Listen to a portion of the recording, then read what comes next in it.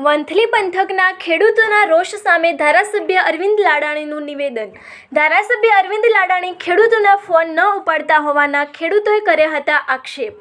મારા વિઘ્ન સંતોષીઓ મીડિયા સમક્ષ કહે છે, સળી કરવાવાળા કોલ હું ઉપાડતો નથી, ગંભીરતા રાખું છું. અરવિંદ લાડાણી.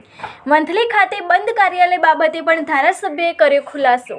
કાર્યાલય ચાલુ કરવું ન કરવું મારી ઈચ્છાની વાત હોય. મીટિંગ અથવા કવરેજમાં ન કોલ ઉપડે, બાદમાં ખેડૂતોના વિડીયો જોઈ લઉં, પછી એમને જવાબ દેવાનો થતો નથી. અરવિંદ લાડાણી.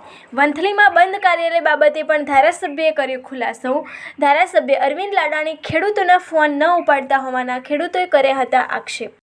નહીં, ખેડૂત વાળા નથી તો ક્યાંક ને ક્યાંક મારા વિઘ્ન સંતોષી માણસો હોય, મીડિયા વાળા સમક્ષ આવી જ કહેતા હોય.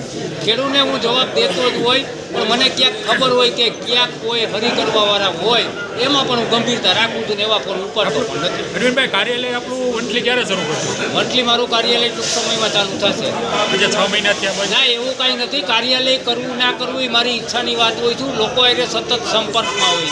એવું નથી કે કાર્યાલય હોય તો જ બધો વહીવટ થઈ શકે. તાલુકામાંથી ફરિયાદ તમારા ઘણા ખેડૂતો એવું કે રિસીવ નથી કરતા. એ વાત તો સત્ય સાચી છે. ખોટી વાત છે, તદ્દન ખોટી વાત છે. મારી સામે લઈ આવ્યો કોઈ ખેડૂત સામે રહ્યા. મોરાસામાંથી તમને કાલે 2 દિવસ છે ફોન આવ્યો તો તમારો ફોન ત્યારે બંધ હતા. હા, એ મેં જોયો તો વિડીયો વાયરલ થયો તો ઈ જ કે બસ એ ઈ જ ને. ધીરુભાઈ ને બાગોદાના 2 ફોન તમને કર્યા હતા. તમારા ફોન ઉપડા એક ક્યાંક છે ને કવરેજ ના હોય ને ક્યાંક મીટિંગમાં હોય, પછી વિડીયો આવે ને પછી હું જોઈ લઉં, પછી મારે એને ફોનમાં જવાબ દેવા થતો નથી. એને મને રજૂઆત તો કરી દીધી.